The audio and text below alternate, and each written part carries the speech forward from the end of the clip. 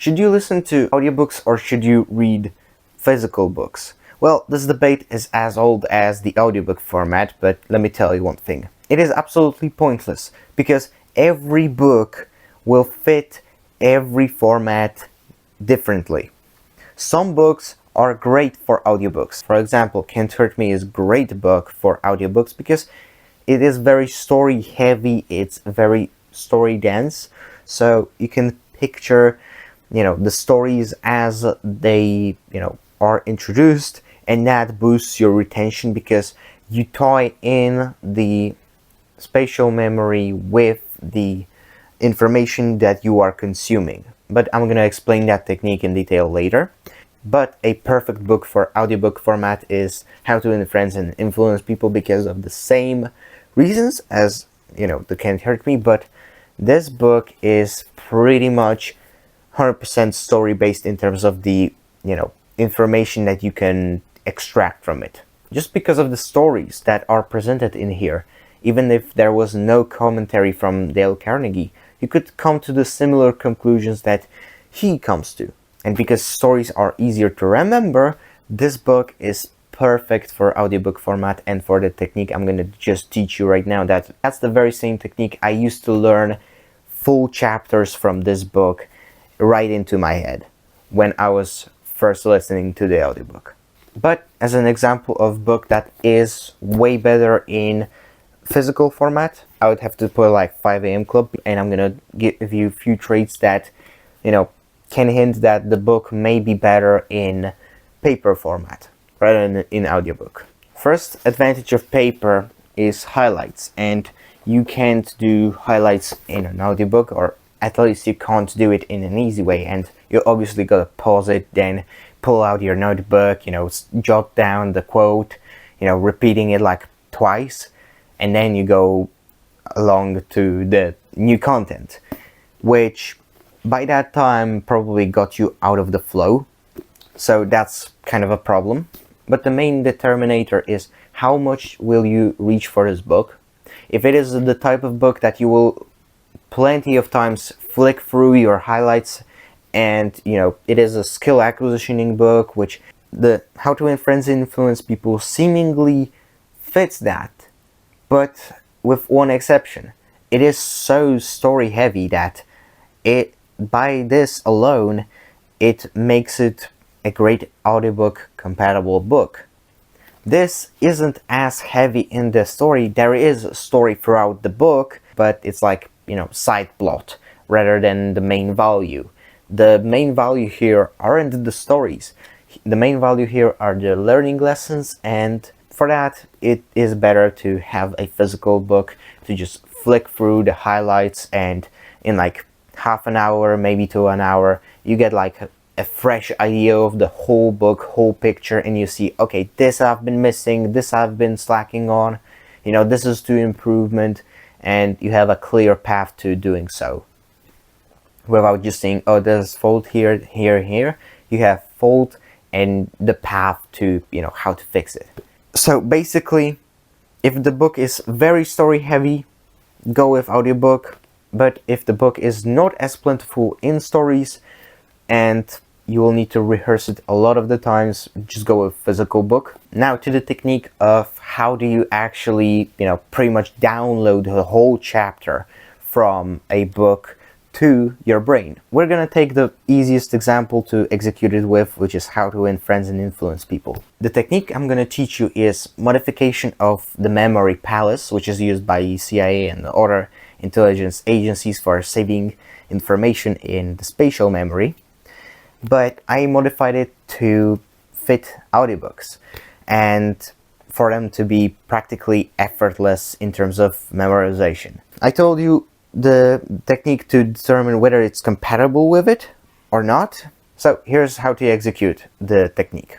First, you want to take up a new route of a walk, if possible, if you didn't listen to any sort of media on that path, then it's fine. If you just have the fresh route, it's the best option possible, because then you will be engaging your spatial memory and it will be saving you data. But here's the thing, if you are listening to an audiobook, that new data would just latch onto that spatial memory, creating a connection. Like, you could recall that, oh yeah, there was like a red car going through this and this. It works just the same like when you recall a memory of a restaurant, and then you will also have a memory of a smell in that restaurant. If it's like Italian restaurant, it will smell like Italian restaurant. When you visualize the place, the smell comes to mind. Or when you had a conversation in a particular place, if you think about the place, you will remember that, oh yeah, I had like this sort of like conversation here. This principle will also work with audiobooks. Here's the thing, it is kind of a hard technique to do. When you start using it, you may fail a few times, but when you get in the habit of doing it, it becomes second nature, almost automatic actually. So let me explain how to perform it. You grab a fresh route for your walk. Now, I want you to grab a pair of headphones and your phone. Obviously, you'll turn on the audiobook on your headphones to avoid as much distraction as possible while performing this. Now, I want you to just, walk, and as you walk, you visualize the story exactly as it plays out, exactly as it's described. Visualizing as if you were there is a very important part of this technique, because this actually allows you to, store the memory. Now, as you go, you imagine that in your surroundings, the scenes take place. For example, when I think about my old route from like my bus stop to school that I used to walk on, well, I walked that route listening to How to Win Friends and Influence People. And while I saw a particular crack in the pavement that you couldn't miss even if you tried, I stopped there, I paused the audiobook, I just closed my eyes for like 2-3 seconds and visualized what I listened to just about now. And I visualized Abraham Lincoln holding a cavalry saber, fighting a random guy in a duel, and standing over newspapers and letters. And what does that mean? And let me tell you why I chose the particular cues. Of course, the cavalry saber was the weapon of the choice for the duel.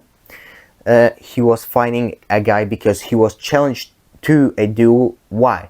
Because that's like it's based on. So that's why on the floor there are scattered the newspapers and letters, because Abraham Lincoln used to diss people in the newsletter and in private letters. And over that, a guy challenged him for a duel. And because of that, a guy challenged him to a duel. They, showed up, but they actually didn't duel. They just, shook hands. He gave his honor back because he didn't think he would show up, and they walked away. But Abraham Lincoln decided to never again diss people in newspaper, and that's why he became so kind and so good at handling people, because he learned the lesson quickly to not kick over the beehive. And that was the lesson of that chapter. So basically, or the subsection of that chapter is don't kick over the beehive. That's what that whole chapter that this story was about. So it pretty much summarizes it. And I have a few more chapters. One about the guy that owned a factory with brassware or something like that, and the engineer kind of gave him a few compliments, and he was able to push his own order up in the queue because it was urgent. Well, yeah, also by not kicking over the beehive and showing appreciation. It may not be 1-to-1 saved, but the key lesson stays if you visualize the right thing. For that information, I visualized them standing over a particular tree I took time to look at, and with a big machine folding, I think, brass, like this sort of like brass colored like metal, and the one guy like kind of complimenting him, and the other guy like smiling, like pointing to the machine and like talking. That's what I visualized, and literally I just stopped to visualize this for like 3-5 seconds. But overall, throughout the whole chapter, I visualized what the author was saying, but I took time for like 5 seconds to stop, look at one particular landmark that I could be able to refer to in the future, because I could remember that, oh yeah, I left this information in here. Like I left, the same way that, oh yeah, I left my car keys on that shelf, with the same mechanism, right? And what if that fails? Well, you can keep a notebook with, the index of where you left what information. And believe me, I lost many mental notes like that before I figured this out.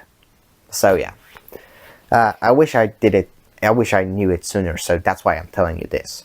And if that technique isn't going as well as you would expect, give it a few more tries, because for me it took me like few weeks to dial in. Like I discovered this technique by accident.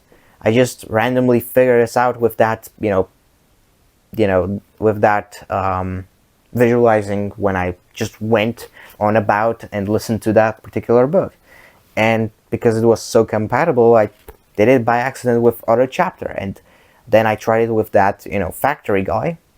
And when I re-listened to this book in an audiobook format, I did the same thing with the Abraham Lincoln example, and with like few more, because by then I pretty much mastered the technique, and it wasn't just popping off on and off randomly and while I was listening. It was just a thing I actually learned.